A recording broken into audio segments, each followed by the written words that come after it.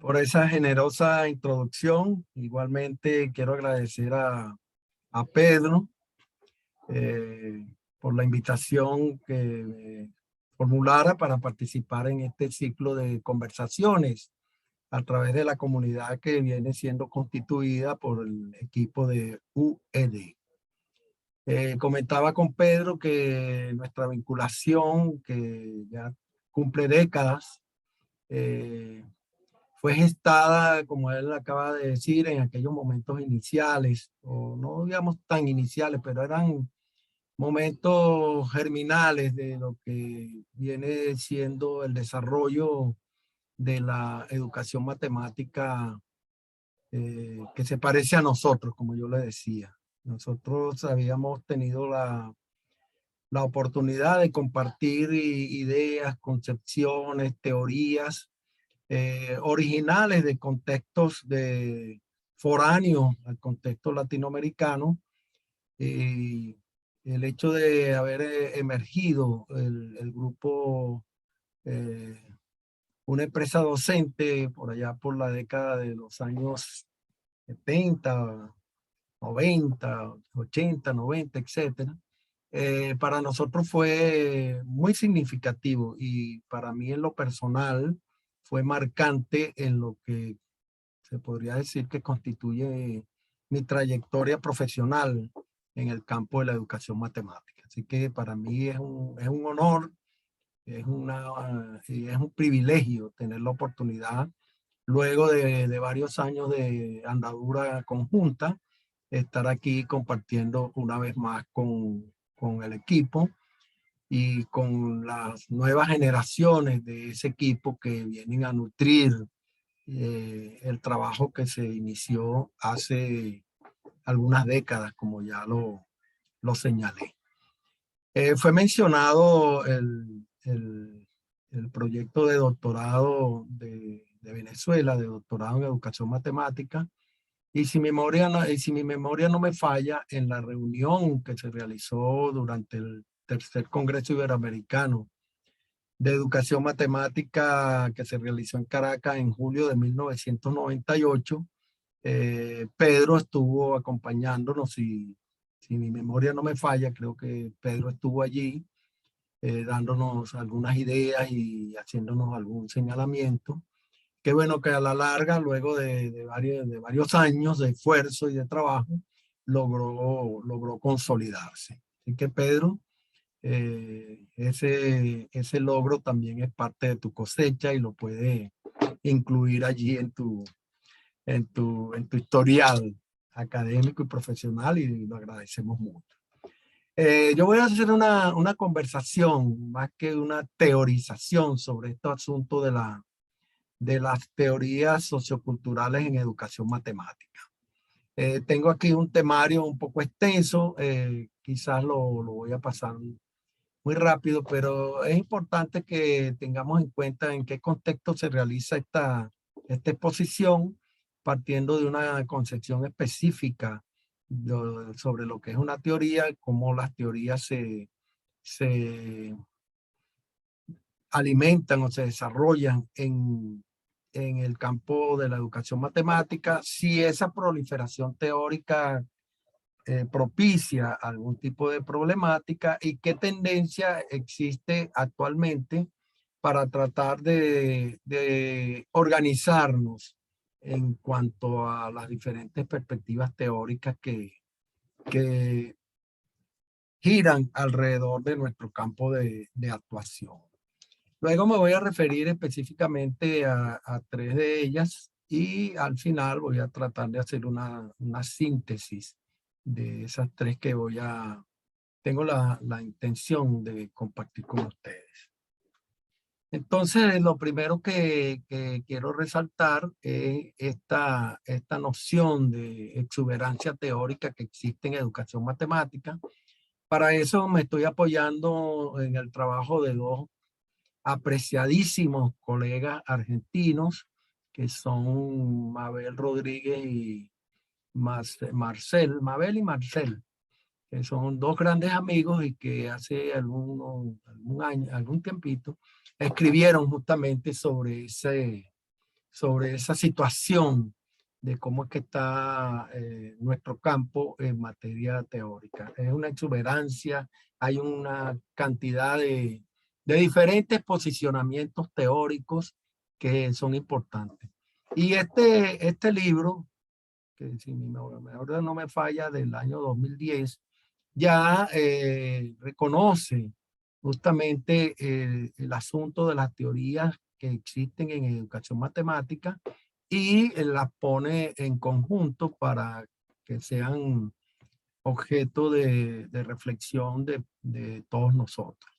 Eh, esa exuberancia teórica lo que me permite a mí avanzar como una primera hipótesis de trabajo es que nosotros durante mucho tiempo vamos a tener esta amplitud de posicionamientos teóricos que en algunos casos son de naturaleza muy amplia y en otros casos se refieren a asuntos muy particulares, muy concretos, eh, dentro de nuestro campo. Y tienen también diferentes fuentes disciplinarias, sociología, filosofía, dentro del campo de la propia educación.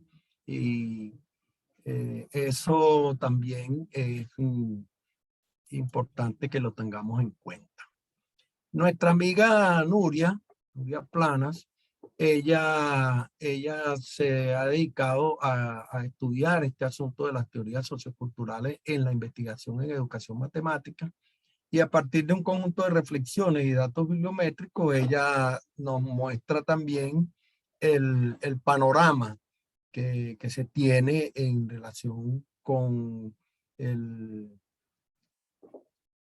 digamos, las dimensiones teóricas de nuestro campo.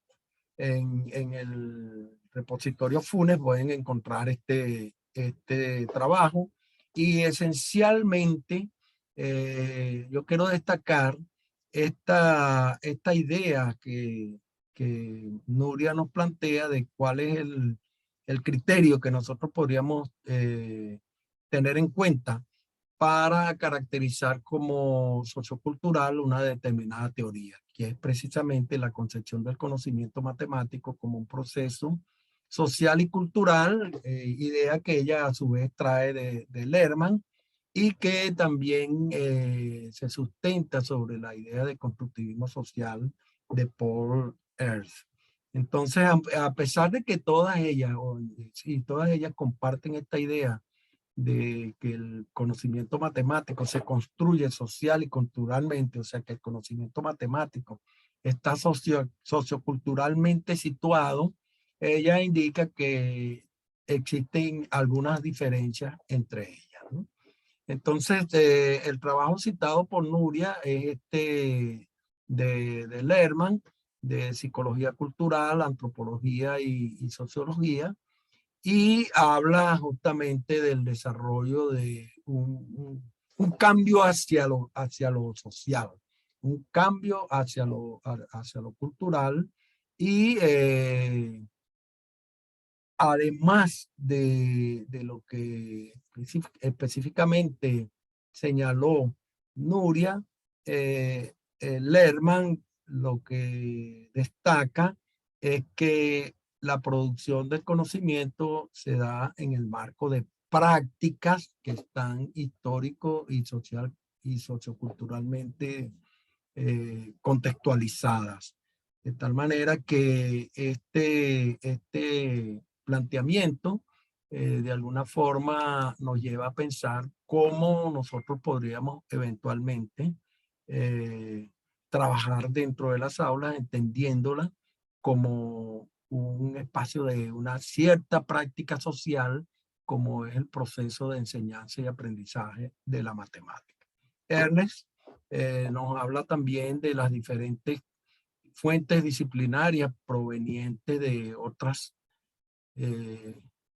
otros campos como la sociología, la semiótica, la historia y por supuesto la educación. De tal manera que es importante tener como marco de referencia estas nociones. En esta oportunidad o como parte de este trabajo, de la preparación de este trabajo, yo tomé una referencia importante también publicada en la revista EMA de una revisión que en su momento, hace 20 años, digámoslo así, hizo nuestro colega Vincent Font. ¿Cómo podemos nosotros utilizar o mejor dicho, organizar nuestro campo habida cuenta de tantas opciones teóricas de las cuales nosotros disponemos? Ahí en la imagen ustedes pueden apreciar que este asunto de la perspectiva sociocultural de las teorías que se desarrollan en nuestro campo ha sido motivo de reflexión en diferentes momentos y por diferentes investigadores. De particular relevancia considero el trabajo de Michel Artig, que en ocasión de los 50 años de la Conferencia Interamericana de Educación Matemática que se llevó a cabo en Brasil, concretamente en Recife, ella dictó una conferencia sobre la educación matemática como un campo de investigación y como un campo de práctica, y ahí en ese tema que después lo desarrolló en otros trabajos, ya antes ella venía trabajando sobre el asunto, también nos ofrece un panorama bastante amplio de esa exuberancia teórica. Pero cuando hablamos de teoría, ¿sobre qué estamos hablando? ¿De qué estamos hablando cuando hacemos uso de esa expresión, ¿no? Entonces, una definición un poco general de lo que es una teoría la concibe como un sistema de enunciados en los cuales se establecen relaciones entre diferentes conceptos, tanto dentro de una misma disciplina como de disciplinas que están próximas. Esas relaciones pueden ser asociación, correlación, causalidad, probabilidad, explicación, etc. En ese sentido, nosotros en nuestro campo disponemos de un conjunto de sistemas de enunciados que establecen relaciones, digámoslo así. La teoría de las situaciones didácticas, socioepistemología, la teoría Apoe, que lamentablemente su fundador, Ed Dubinsky, hace pocos días nos dejó, un homenaje a su memoria, un extraordinario matemático que asumió conscientemente luego la educación matemática como su campo de actuación profesional. Nos dejó hace pocos días y aprovecho la oportunidad para recordar su memoria y valorizar todos los aportes que hizo, pues, y que van a continuar a través de sus seguidores y de sus escritos. Entonces las teorías son eso justamente, un sistema de enunciados que establecen relaciones y que son, en ese sentido, construcciones humanas. Un autor que recientemente, desde hace algún tiempo, está adquiriendo bastante relevancia en este asunto de las teorías en el campo de la educación matemática, es Louis Radford. Él en este trabajo hace una breve indagación sobre las diferencias conceptuales que existen entre las diferentes teorías. En esa fotografía aparece con un grupo de profesores y estudiantes de posgrado de la Universidad Federal de Río Grande do Norte, en Brasil, en ocasión de una visita que él realizó a esa institución. Entonces, Luis Radford, él hace, digámoslo así, como una especie de operacionalización, me disculpan la palabra y vamos a ponerla entre comillas, de cómo nosotros podemos interpretar lo que es una teoría, aquel sistema de relaciones, cómo opera. Entonces, él establece como un ciclo dinámico entre diferentes dimensiones de lo que es una teoría, que incluye principios, metodologías, preguntas, resultados, y todas ellas tienen como función describir, explicar, prescribir, modo de intervención, etcétera. Entonces, teniendo eso en mente, nosotros vamos a conversar un poco sobre algunas de las teorías que se manejan dentro del campo de la educación matemática.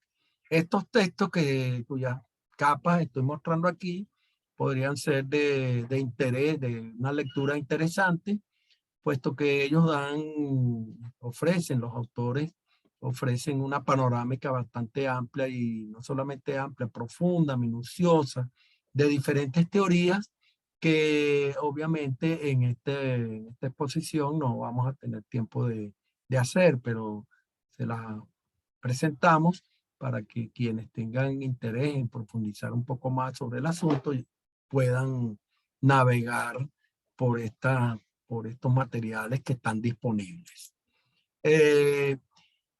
Una cuestión que me parece importante cuando hacemos referencia a las teorías de la educación matemática, nosotros, un colega que probablemente sea conocido de algunos de ustedes, me regaló la idea de teorías de servicio y teorías específicas. O sea, teorías generales y teorías específicas dentro de la educación matemática.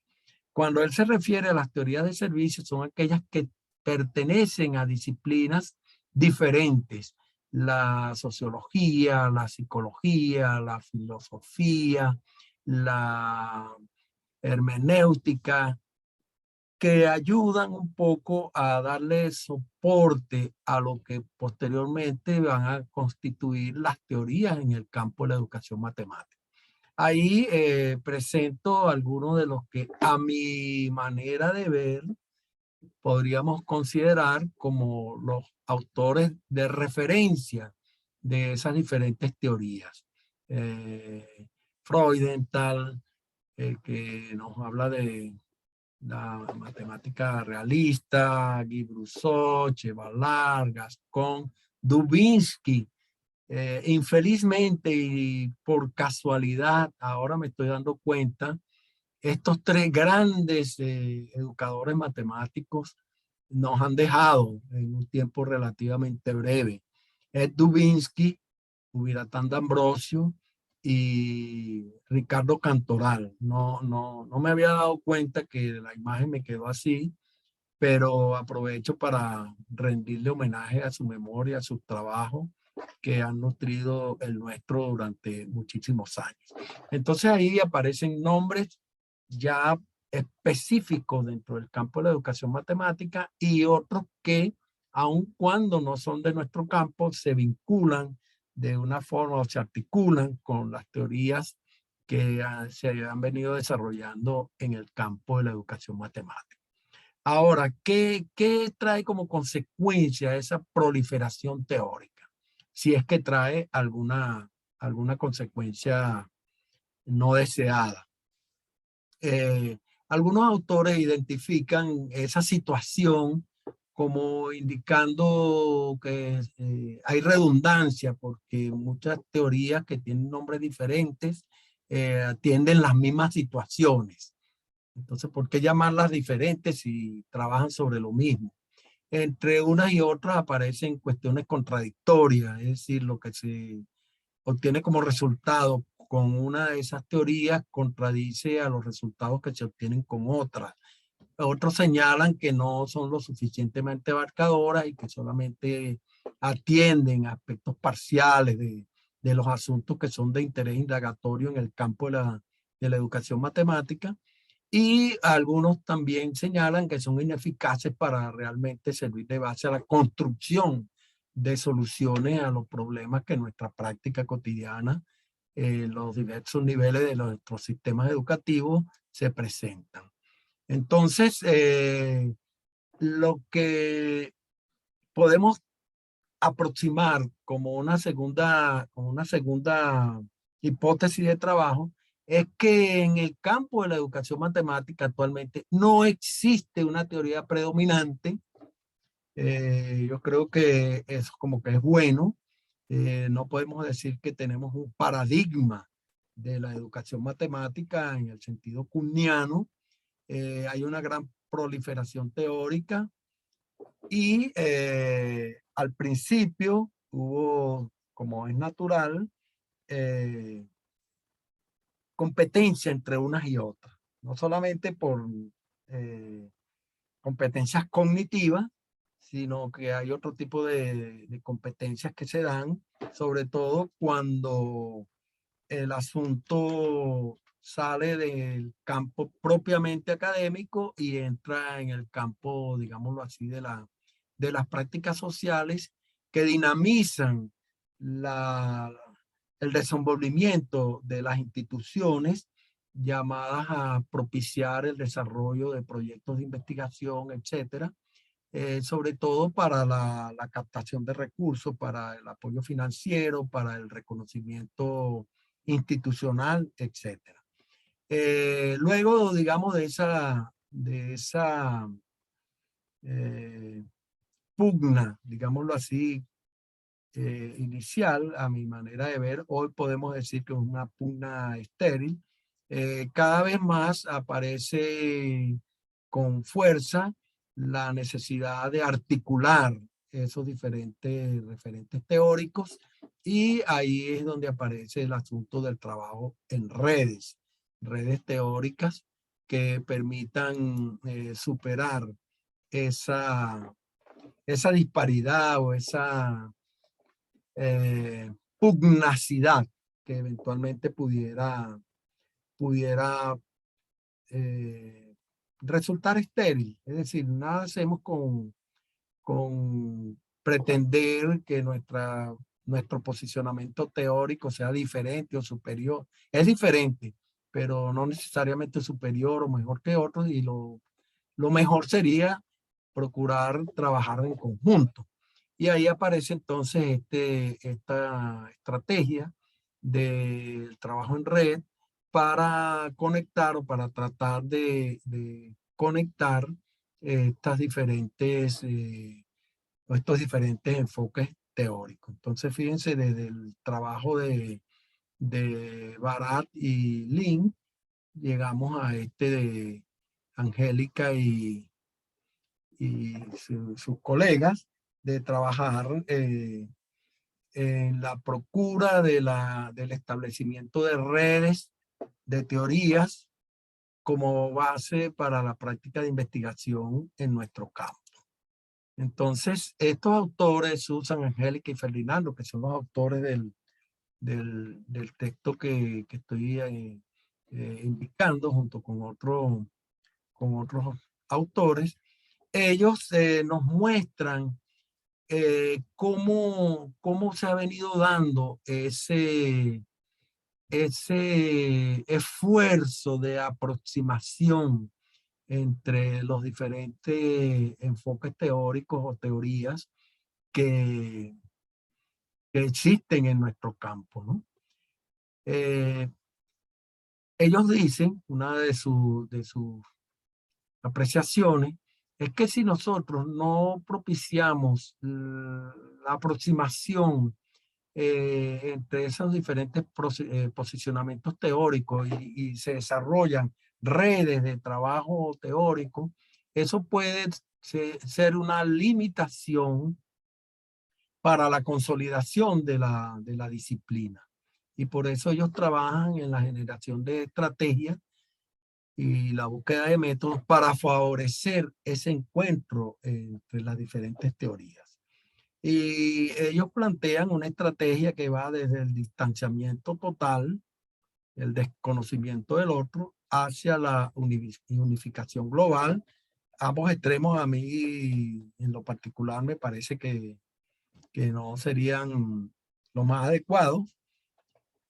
Pero entre esos extremos ellos dan una serie de estrategias intermedias, como por ejemplo la comprensión mutua, comparación y contraste, coordinación, y hacer síntesis e integración local. Es decir, vamos a ponernos de acuerdo, vamos a trabajar juntos en aquello que nos funcione localmente. Quizás a nivel general no podamos conciliar mucho porque hay algunas cuestiones de naturaleza de incompatibilidad, por ejemplo, pero en asuntos concretos y específicos es posible que nosotros podamos tener la posibilidad de hacer algún tipo de trabajo conjunto que nos aproxime. Pues. Ok, entonces aquí les presento una panorámica global de esas estrategias, ¿no? Un extremo es ignorar las otras teorías, la mía es la que sirve, las demás no, y el otro es, bueno, vamos a reunirnos todos y vamos a diluir completamente nuestras diferencias. Ambos extremos no son los más adecuados, ¿no? Entonces aquí les muestro un poco cómo ellos pretenden, digamos, esa aproximación. Comprender las otras teorías, tratar de comprender a las otras y cada teoría hacer un esfuerzo para hacerse comprender por los otros. Comparar y contrastar, coordinar y combinar, integrarse localmente y construir síntesis. Eso, digamos, es el planteamiento esencial que estos autores hacen, ¿no? Podemos sintetizar que esta estrategia básicamente se orienta en tres direcciones. Articularse, colaborar mutuamente y complementarse. Es decir, articulación, colaboración y complementación podrían ser actitudes de nosotros los investigadores adecuadas para lidiar con posicionamientos teóricos que no necesariamente sean aquellos con los cuales nosotros nos sentimos más afines o con los cuales nosotros nos sentimos más cómodos o con los cuales nosotros pensemos que las cosas deben funcionar. Hay cuestiones de naturaleza filosófica implicadas en cada una de estas posibilidades, pero no es el momento de hacerlo.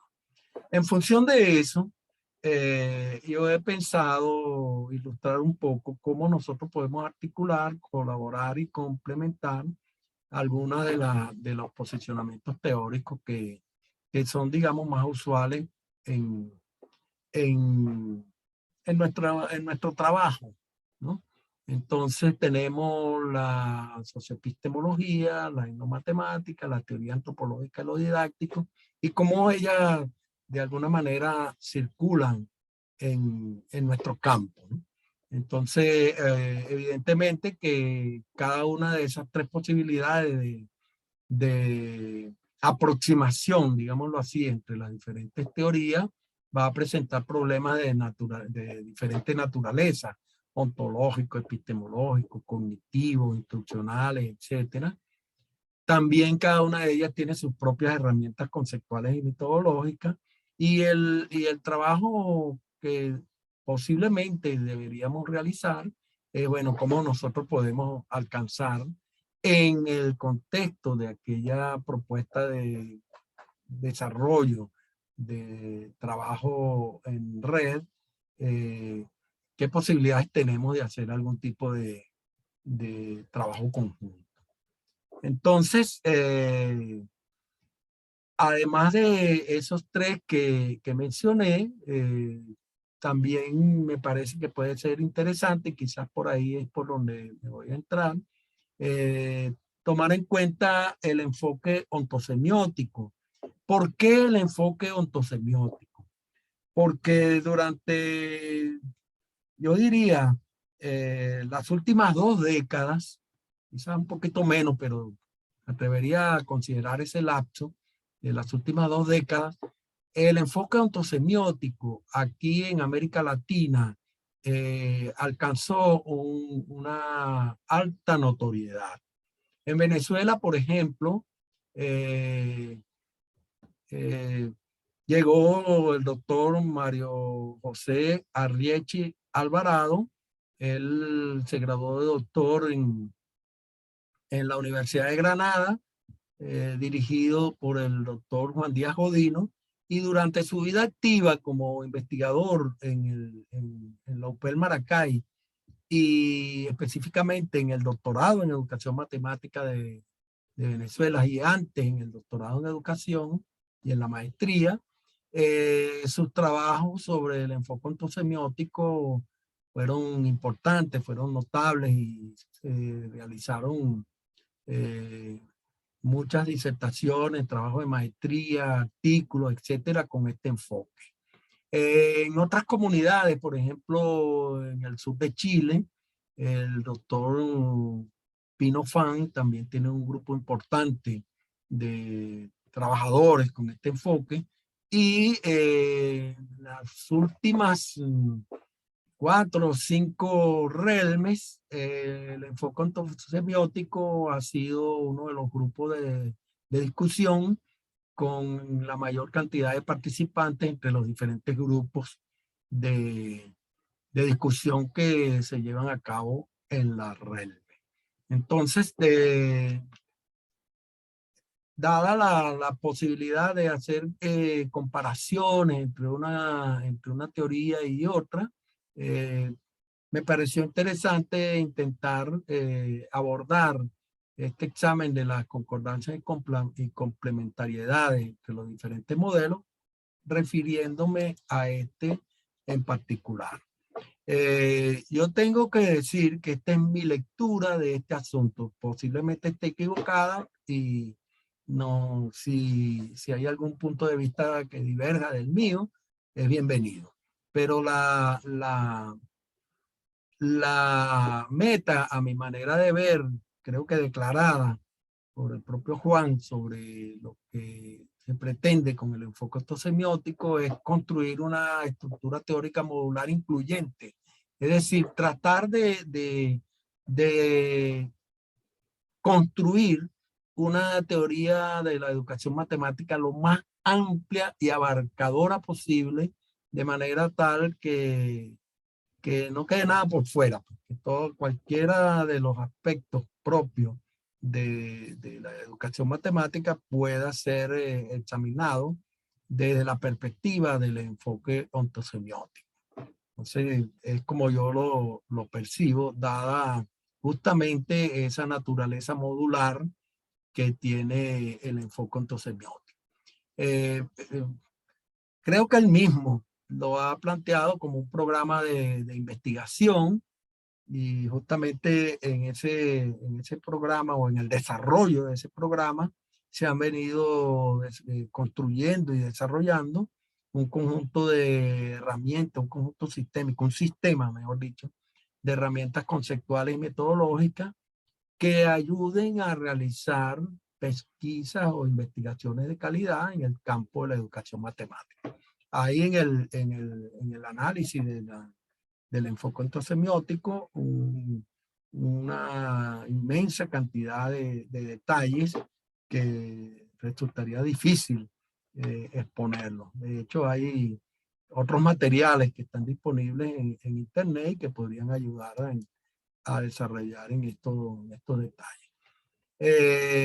En el enfoque ontosemiótico hay un conjunto de focos de atención, de lo denominado análisis matemático integral, es decir, hay un conjunto de facetas, dimensiones, niveles, fases, y cada una de ellas a su vez se descompone en otras más, y así va en un flujo macro-micro, en una dinámica hacia lo micro y hacia lo macro, con la intención justamente de llegar a la construcción de un sistema global, ¿no?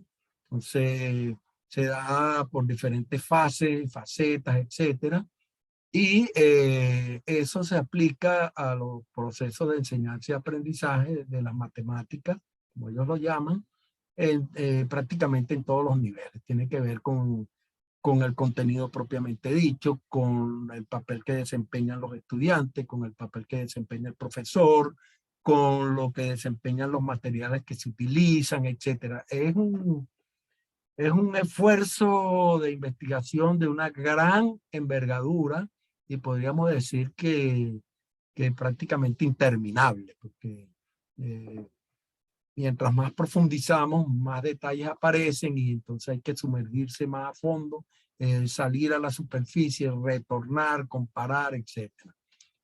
A mi manera de ver, un auténtico programa de investigación como ellos mismos lo denominan.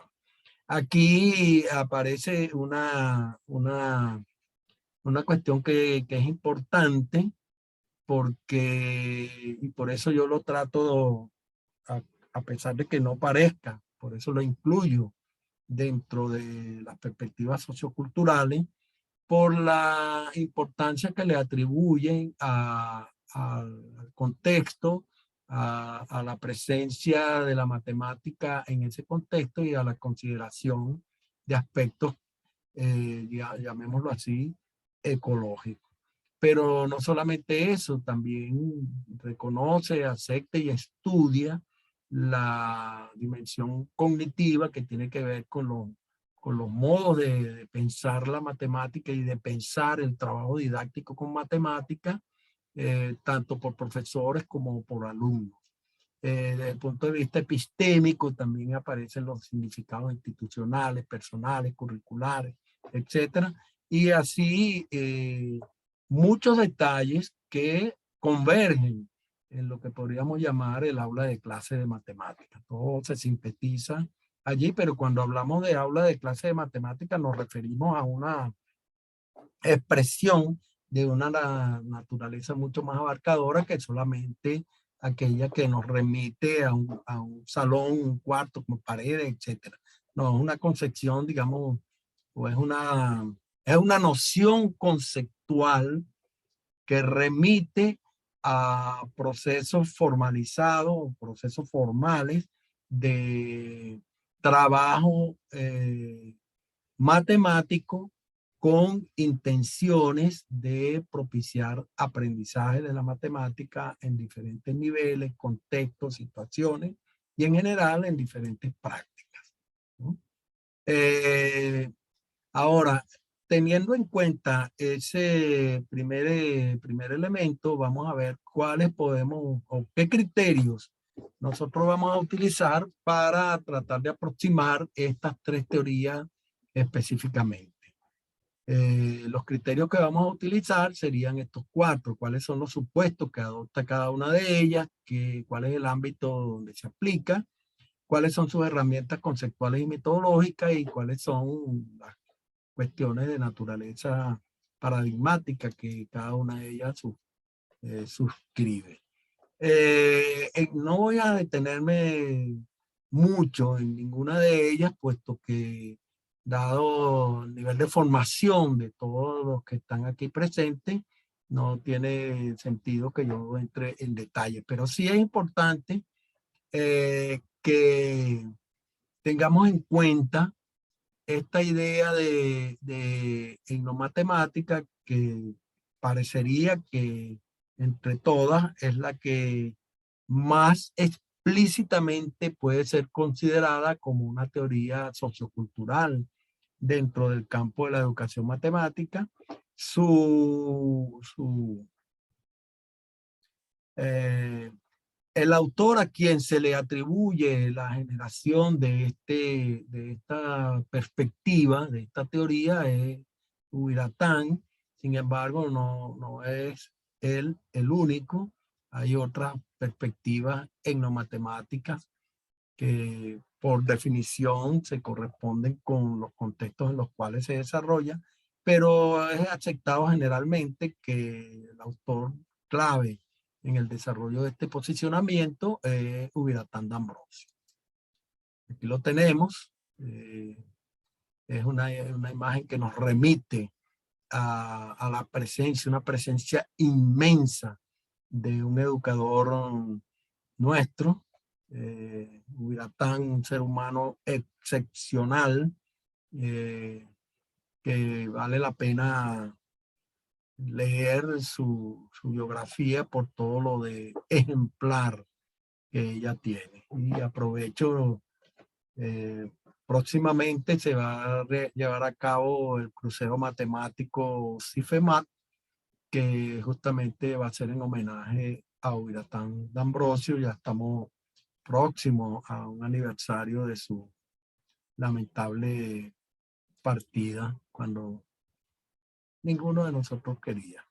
Otro autor importante que debemos tener en cuenta es Yves Chevalar, que se le atribuye las reflexiones sobre las perspectivas antropológicas de, de las teorías de educación matemática y sus conceptos de transposición didáctica, los enfoques antropológicos que suscribe, también son de relevante importancia. Junto con él, a mí me parece que las contribuciones de Mariana Bosch y Joseph Gascon para, digámoslo así, darle mayor cuerpo y coherencia teórica y conceptual a la teoría antropológica, no podemos dejar de pensarlo. Este libro de estudiar matemática, como ellos lo llaman, el eslabón perdido, alguna cosa así, es un libro crucial que debe ser leído.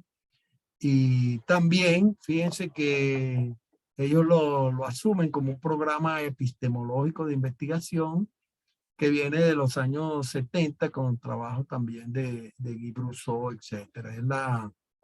Es la corriente o una de las corrientes francesas de la educación matemática. En los diferentes trabajos que Chevalar lleva a cabo, podemos encontrar los orígenes de la teoría antropológica de lo didáctico. Ahí hay algunos de los textos que están disponibles y el concepto clave de praxeología, que es una de las nociones fundamentales de esta teoría, también vienen de lo que es sus planteamientos y sus reflexiones de naturaleza teórica. ¿Por qué podemos decir que la teoría antropológica de lo didáctico es una teoría sociocultural? La propia Mariana se encarga de decirlo y exponer, caracterizar el asunto. Esto, en el segundo párrafo, nos remite a lo que dijimos al principio, que viene de Lerman y de Ernest. El conocimiento no es solo una cuestión psicológica individual de la persona, por el contrario, es producto del hacer humano y lleva las marcas de las actividades en las que emerge y de aquellas que dicho conocimiento permite realizar. Recuerden que teoría es un sistema que nosotros proponemos para relacionar diferentes asuntos dentro del campo de indagación en el cual nosotros tenemos interés. Entonces, esta expresión que tenemos allí ilumina ese asunto. Los modelos epistémicos, el modelo epistémico clave de la teoría antropológica de lo didáctico es precisamente la idea de praxeologías, constituida por problemas, tareas, técnicas, tecnologías, etcétera. No vamos a entrar en detalle, solamente estamos mostrando algunos de los elementos claves que aparecen en la teoría correspondiente. Otra teoría, vamos a llamarla teoría, a lo mejor algunos no la consideran así, es la denominada teoría socioepistemológica de la matemática educativa. Ya el nombre mismo indica que hay una variante, porque venimos hablando de educación matemática y aquí nuestros colegas Rosa Farfán y Ricardo Cantoral nos hablan de la matemática educativa y ellos se nutrieron, digámoslo así, de sus fuentes, podríamos llamarlas, también son de origen francés, vamos a decirlo de alguna manera. Aquí me atrevo a hacer la mención, aparece nuestro colega Hugo Parra de Venezuela, que para mí es significativa la mención de Hugo porque él fue el primer alumno de doctorado que yo orienté. Con él empezó mi trayectoria como orientador y bueno, aprovecho para saludarlo. Y nuestra colega Mariela Herrera, también egresada de nuestro doctorado en educación matemática en Venezuela, orientada por el doctor Andrés González. Y por aquí, bueno, algunos de los trabajadores de la socioepistemología, que tiene o tuvo en su momento como su espacio, digamos, de divulgación predominante, las RELMES y la RELIME. ¿Cuáles son las premisas teóricas de la socioepistemología? Ya lo dice claramente, la construcción del conocimiento es situada y los factores y circunstancias sociales inciden en el proceso de construcción del conocimiento matemático. Entonces ya vemos que tres posicionamientos teóricos tienen este aspecto invariante. Además, la actividad humana es el fundamento para producir conocimiento. También coinciden en ese sentido. Y las acciones y las condiciones de los individuos están articuladas con el grupo social de pertenencia, con el escenario específico de actuación y con las influencias institucionales que los seres humanos tenemos como consecuencia de nuestro contexto de vida, ¿no? Otra premisa teórica es que el conocimiento es producido en el contexto de determinadas prácticas sociales. Este asunto de las prácticas sociales y culturales es justamente el tema clave de trabajo del doctor Irán Abreu Mendy de la Universidad Federal de Pará, en Belén, en el estado de Pará, en Brasil. Y los trabajos de Irán y su grupo son muy interesantes para saber cómo es la construcción social de conocimiento en el contexto de estas prácticas. Una cuestión que me llamó mucho la atención cuando estaba preparando esta, esta presentación es esta expresión de que la ejecución de la práctica tiene lugar antes de su producción. Todavía no lo dijeron mucho, pero ellos señalan que el ser humano participa en todos los dominios de la vida práctica en sociedad. Entonces, ¿cómo pasamos de lo práctico a lo conceptual? ¿Cómo pasamos de lo teórico? ¿Cómo es ese pasaje? ¿En qué momento ese pasaje, ese salto se produce? Ahí yo tengo todavía un motivo de reflexión. ¿Cómo metodológicamente operan las pesquisas socioepistemológicas? Bueno, ahí hago un pequeño esquema, de acuerdo con lo que he podido leer de algunos de los trabajos que ellos han hecho. Y en síntesis yo digo que estudia las actividades que constituyen las prácticas de uso, transmisión y producción del conocimiento matemático en escenarios diversos. Digámoslo así, es como para sintetizar una inmensa cantidad de trabajos que ellos han venido realizando a lo largo de muchos años. Ahí hay un asunto de problematización de los saberes que se ponen en juego en estas prácticas. Esta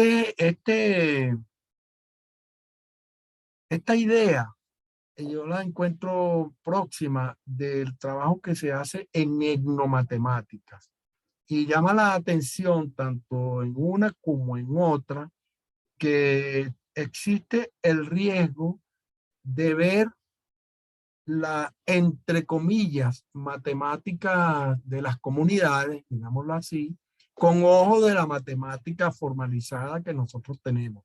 Entonces, ese trabajo etnomatemático y socioepistemológico para estudiar, entre comillas, la matemática de las comunidades, es un trabajo fino, un trabajo muy fino, porque puede ser que nosotros perdamos de vista lo que es esencial de la práctica cuando nosotros examinamos esa práctica con los lentes de la matemática formal, que ya sabemos que predominantemente es eurocéntrica, para examinar matemáticas específicas, particulares, singulares, ¿no?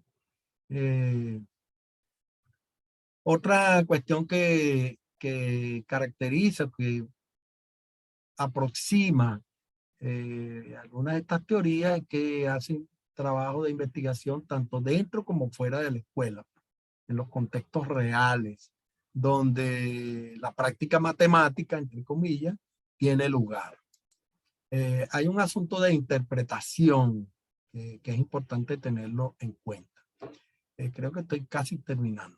Entonces, en función de eso, para comparar y establecer concordancias y complementariedades entre estas diferentes teorías a partir del enfoque ontosemiótico, entonces vemos algunas de las expresiones que utilizan tanto Ubi como Juan para referirse a eso.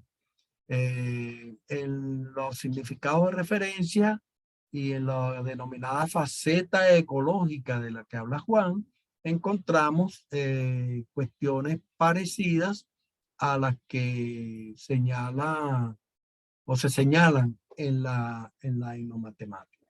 La idea de práctica, la idea de matemáticas cotidianas, la idea de relativismo, la idea de institución, la visión antropológica.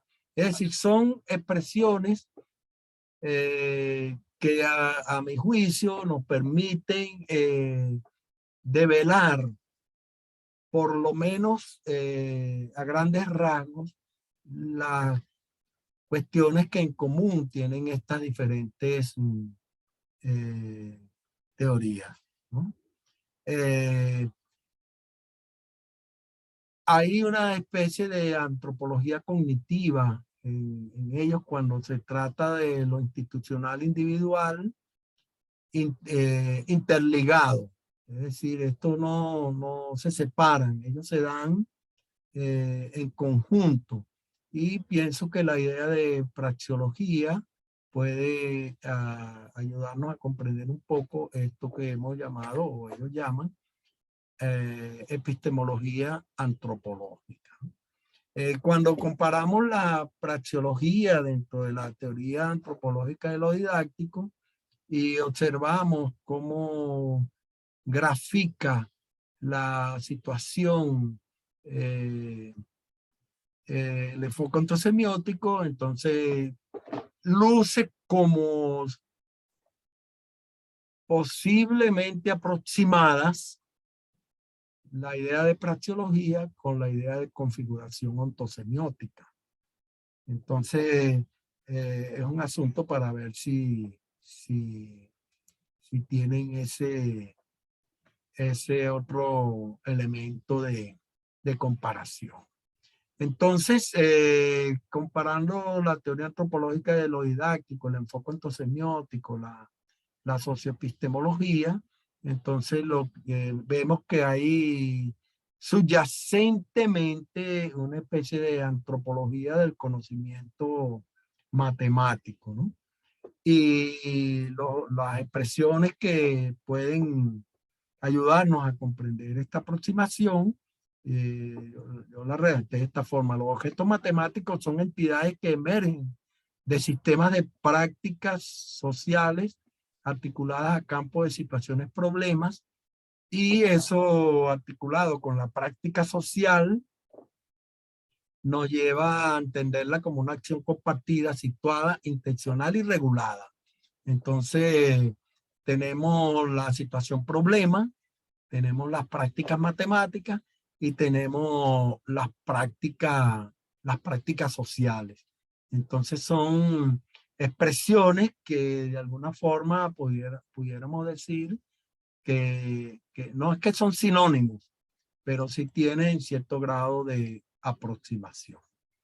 En síntesis, voy a tomar prestada una expresión de Juan: tomar conciencia de la tensión entre la necesidad epistemológica de simplificar las teorías y las limitaciones sociológicas del juego de poder que involucra a cualquier campo científico puede ser el primer paso para superar el dilema. Es decir, nosotros necesitamos esta especie de síntesis, pero una síntesis respetuosa de los posicionamientos y de las concepciones y puntos de vista de todos nosotros. Así que lo dejo por aquí. No sé si, Paola, si me pasé el tiempo. Y bueno, muchísimas gracias a todas y a todos por permitirme esta valiosísima oportunidad. Y bueno, quedamos atentos a sus comentarios. Muchas gracias a todas y muchas gracias a todos. A usted, doctor Freddy González, muchas gracias por este panorama tan interesante que nos ha ofrecido sobre las teorías en nuestra disciplina. En este momento invitamos a las personas que nos acompañan para que en el espacio de chat registren sus comentarios, preguntas dirigidas a nuestro conferencista. Ya tenemos algunas preguntas, entonces se las voy a ir leyendo, doctor González, para que las aborde. Bueno, Sí Jairo, puedo. claro que sí. Jairo Escorcia nos pregunta, y pues brevemente, ¿cuáles son esos principios o características principales del enfoque ontosemiótico y qué implicaciones trae consigo aplicar este enfoque a la enseñanza de la matemática o en nuestra práctica cotidiana o en un programa de formación inicial de profesores de matemáticas? Bueno, Jairo, gracias por esa pregunta. Una de las cosas importantes que tiene Juan es que él no guarda nada, él lo comparte todo. Y en la página de Juan aparecen prácticamente todos los trabajos que él, junto con Carmen, su esposa, y los miembros de su equipo han venido desarrollando desde hace muchos años. Desde la década de los 90, ellos vienen ya, y creo que un poco antes, ellos vienen trabajando sobre eso. Y ahí están disponibles todos los materiales de investigación y todas las reflexiones teóricas que ellos han producido a lo largo de este tiempo. Sería muy difícil para mí hacer una síntesis, y cualquier cosa que yo diría se quedaría muy corta en relación a todo lo que usted podría encontrar yendo directamente a la página de Juan. Por mi experiencia, para responder la segunda parte, por mi experiencia, lo que percibí cuando estuve trabajando de cerca, no en el enfoque ontosemiótico, pero sí con Mario Arrieche, que era el líder del grupo de enfoque ontosemiótico en Venezuela. Lo que yo percibí de esa teoría es su posibilidades de ponerla en práctica, porque manejan una serie de expresiones y conceptualizaciones que son, podríamos decirlo así, relativamente comprensibles y susceptibles de ser puestas en juego, como ellos mismos dicen, en las diferentes instancias formativas. Recuerdo bien que los primeros trabajos estaban relacionados con los significados institucionales, los significados personales, etcétera. Y Juan se ha encargado, junto con su equipo, de construir, voy a poner estas palabras entre comillas, un instrumental operacional de esa teoría. Cómo usar la teoría para abordar los problemas de la práctica de enseñanza y aprendizaje. Que eso, creo que esa es una gran ventaja del enfoque ontosemiótico, porque además de la solidez teórica y conceptual que tiene, ofrece un conjunto de herramientas para poner en práctica esas teorías. Posteriormente se dedicaron, no sé por dónde andarán ahora, a estudiar los asuntos de la idoneidad, los diferentes tipos de idoneidad didáctica y otras más, que me ponen en las cercanías del trabajo que hace el grupo de Deborah Bolt sobre el conocimiento matemático para enseñar matemáticas, sobre aquellas ideas originarias de Schulman, que posteriormente fueron evolucionando y hoy en día constituyen, digamos, una base de esa vertiente de trabajo investigativo en educación matemática que tiene que ver con los conocimientos del profesor. Entonces pienso que una cosa muy interesante podría ser articular esas nociones conceptuales y operacionales del enfoque ontosemiótico con las ideas del grupo de Deborah Bolt y sus colaboradores relacionadas con los conocimientos que debe tener el profesor de matemática para enseñar matemática y específicamente matemática escolar dependiendo del nivel educativo donde se desenvuelva. Entonces, Jairo, creo que en la página de Juan puedes encontrar mucho material al respecto. Y gracias por la pregunta. Listo. En esta misma línea del enfoque ontosemiótico, doctor, ¿usted considera que desde ese enfoque se permite el desarrollo de competencias que promueva al estudiante alfabetizarse científicamente? Esta es una pregunta de Walter Spence. Bueno, Walter, ahí es importante leer los trabajos de Vincent Font. Vincent Font se ha dedicado justamente, o dedicó algún tiempo a reflexionar sobre el asunto sobre la idea de competencia. No debemos olvidar que esa noción de competencia o en esa noción de competencia subyace un enfoque productivista de la educación. La OSDE o EDC o algo así, que es la que está por detrás de los exámenes PISA, de las pruebas PISA, es una de las promotoras de ese enfoque por competencia, que fue de alguna manera asumido por las instancias curriculares de varios de nuestros países y todavía no en todos los países, a pesar de que formalmente lo asumen, hay la suficiente comprensión de lo que implica un currículum basado en competencias, porque justamente el desarrollo de las competencias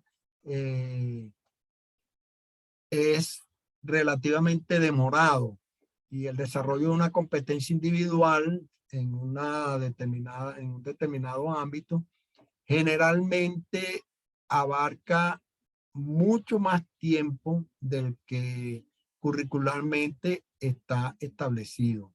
Entonces se han creado una serie de confusiones y por otro lado un conjunto de incomprensiones o de comprensiones parciales que en la práctica se opera como una especie de eclecticismo entre enfoque basado en competencia y conductismo, porque se pretende evaluar las competencias en forma muy parecida a cómo se evaluaban los objetivos en términos de conducta, etcétera. Entonces, en nuestra región, todavía, a pesar de que es un currículum declarado basado en competencias, no está funcionando muchas veces como los propios impulsores teóricos de ese enfoque lo concibieron en su momento. En relación con la alfabetización matemática, bueno, hay muchísimas opciones, pero una de las cosas importantes que se debe hacer es conceptualizar bien qué significa alfabetización matemática. Bueno, muchas gracias. Acá hay otra pregunta de Carlos Mauricio. Dentro de la investigación de la educación matemática, ¿hay un enfoque exhaustivo en el proceso de enseñanza o del aprendizaje? Le agregaría yo, o de ambas. ¿Cómo ve usted que se aborda en la investigación en educación matemática estos dos procesos? Si en igual medida o hay más interés por ejemplo, la enseñanza. Bueno, así como hay una exuberancia teórica, existe también una exuberancia, creo que superior, en relación con los asuntos de interés indagatorio por parte de las diferentes comunidades de investigación en nuestra región. Últimamente percibo que hay una tendencia predominante hacia la formación de profesores, formación inicial y continuada de profesores. En su momento, la tendencia predominante fue la resolución de problemas. Con fuerza están apareciendo grupos interesados en los asuntos de la historia, de la educación matemática, entre los cuales nos encontramos nosotros, pero prácticamente no hay asunto específico de los procesos de enseñanza y aprendizaje de la matemática escolar que no haya sido estudiado. Prácticamente todo. Están apareciendo también con fuerza estudios relacionados con el uso de las tecnologías.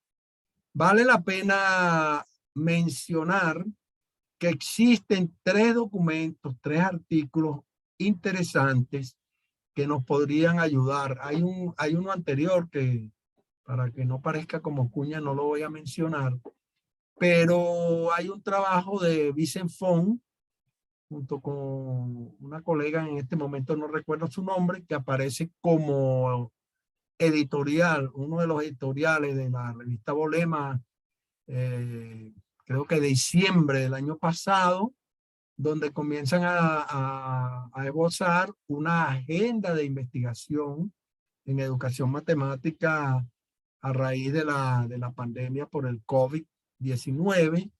Antes del editorial de Vincent Fong,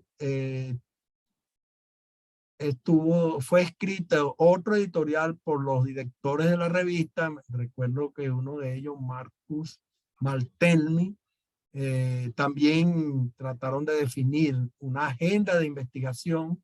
Y hay un trabajo también muy interesante de Luis Pino Fan de la Universidad de los Lagos en Chile, que también señala qué debería investigarse en educación matemática en los próximos años. Hay un trabajo, en este momento no tengo la referencia exacta, pero hay un trabajo que se hizo comparativamente de las opiniones de profesores en el año 2019 y luego en el 2020, antes y después de la pandemia, en función de cuáles son los asuntos que a esos profesores les interesaba que fueran estudiados. O sea que la pregunta que está, o el comentario que está haciendo el compañero es muy interesante porque nos ayuda a entender un poco o a organizar un poco los asuntos de interés indagatorio en nuestros programas de posgraduación. Sin embargo, yo llamo la atención sobre la necesidad de investigar nuestros asuntos locales, aunque tengamos una visión global, y construir una agenda propia de investigación para nosotros, porque puede ocurrir que haya problemas que son interesantes interteóricamente, pero que a nosotros nos interesan más problemas que nos ayuden a resolver o trabajos de investigación que nos ayuden a resolver problemas específicos que nosotros tenemos en nuestras comunidades. Un problema que se nos está presentando es la pérdida impresionante en materia de formación matemática y educativa en general, consecuencia del aislamiento social al cual estuvieron sometidos nuestros estudiantes y la ineficacia de las prácticas de enseñanza remota que se pusieron en juego durante este tiempo. Existe la interrogante. ¿Aprendieron algo de matemática los estudiantes durante la enseñanza remota? ¿Qué fue lo que aprendieron y con cuál profundidad lo hicieron? Esa pregunta está en el aire. Y ahora estamos retomando la presencialidad con esos estudiantes, cómo ellos están viniendo en materia cognitiva y especialmente en materia afectiva. Muchos de los estudiantes perdieron familiares y eso afecta su desempeño académico. Entonces el asunto de la relación entre afecto y cognición, entre la dimensión emocional y la dimensión cognitiva durante la retomada de las clases presenciales es un tema que particularmente consideramos que debe ser estudiado. ¿Se está estudiando? No sabemos. ¿Vale la pena estudiarlo? Creemos que sí. Perfecto. Ya para ir cerrando, y me disculpo porque algunas preguntas se me van a quedar sin plantearlas. Doctor Freddy, una pregunta de Ivonne. Teniendo en cuenta las teorías socioculturales, ¿cuál sería una alternativa para establecer una relación entre los saberes de la matemática escolar y los saberes que surgen de las prácticas matemáticas sociales, conservando la identidad de cada conocimiento? Bueno, yo puedo hablar a partir de una experiencia práctica. Tuve la fortuna de dirigir una tesis de doctorado de una extraordinaria docente venezolana. Nosotros hicimos un trabajo en una comunidad rural del estado Falcón que se caracteriza por la producción de cerámica utilitaria y ornamental a partir del barro. Entonces, lo que hicimos fue un trabajo de etnografía, de permanencia y de presencia frecuente en ese contexto para ver qué de matemática había en esas prácticas de construcción de materiales ornamentales y utilitarios utilizando barro. Y lo que encontramos fue que esas prácticas podrían ser reconceptualizadas para interactuar con la matemática escolar a partir de las experiencias de los propios estudiantes. No había digámoslo así, una visión de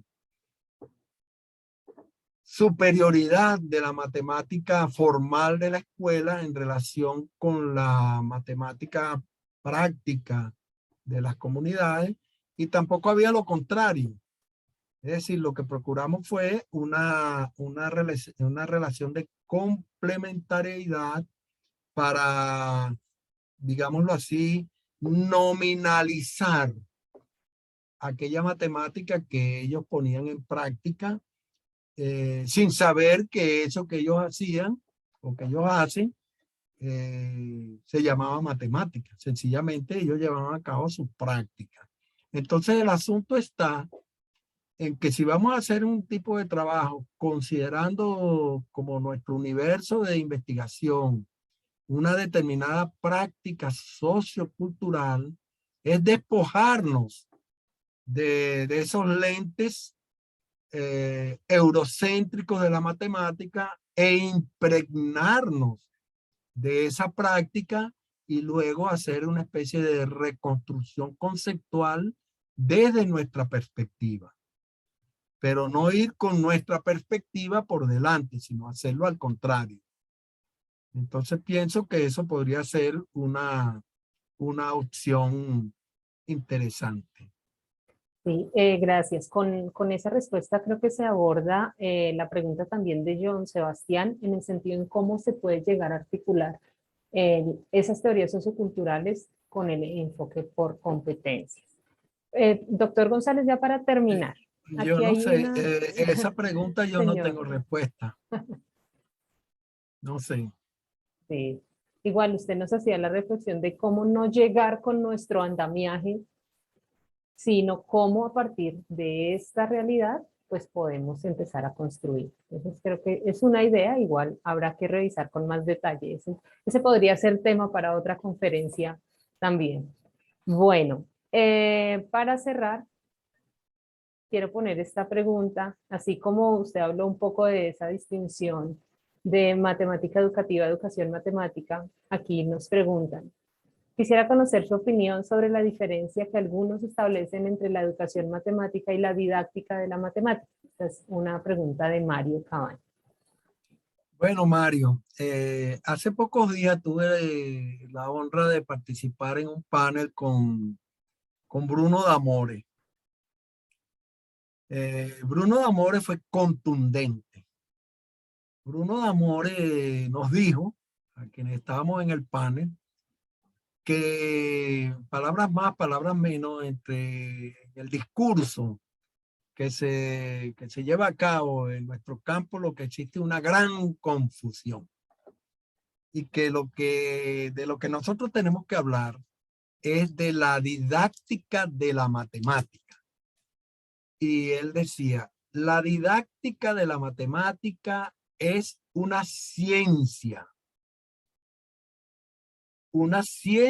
de matemática aplicada, nada más y nada menos.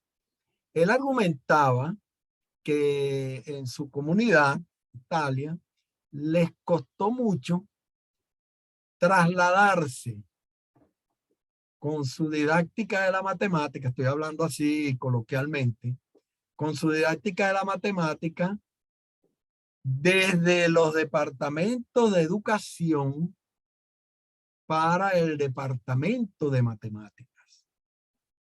De acuerdo con lo que pude percibir de él, la didáctica de la matemática en su institución, por lo menos, tengo que buscar más detalles, se estudia en los departamentos de matemática porque es considerada como una ciencia de matemática aplicada.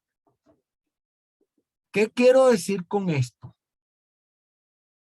Que la corriente nos ha traído hasta aquí porque efectivamente los estudios que se ubican como las fuentes originarias de lo que hoy en día nosotros llamamos la educación matemática, comenzaron en la psicología, por un lado, interesada en estudiar cómo es que aprende la gente, y por la preocupación de los propios matemáticos.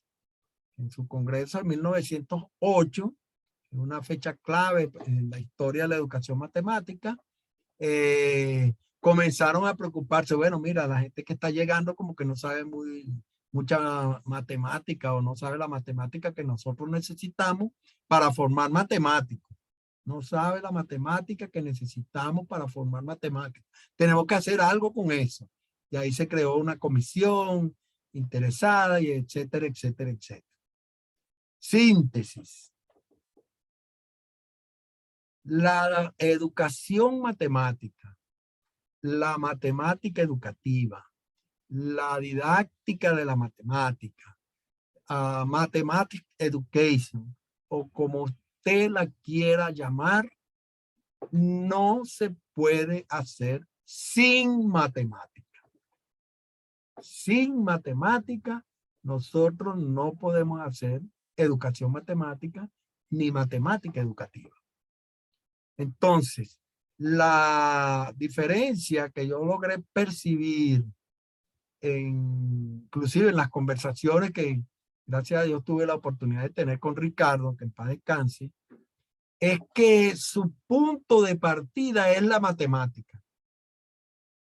Y hay un colega venezolano, el profesor Antonio Viviano, que sostiene que de la matemática es de donde surge su propia didáctica. Entonces, quizás una de las diferencias que existe entre matemática educativa y educación matemática es el énfasis que quienes la denominan matemática educativa le quieren dar precisamente a que primero es la matemática y luego la educación. Sin embargo, a mi manera de ver, esa discusión ya a estas alturas del campeonato no tiene sentido. Ya nosotros sabemos toda esa exuberancia teórica que hay por ahí y parece existir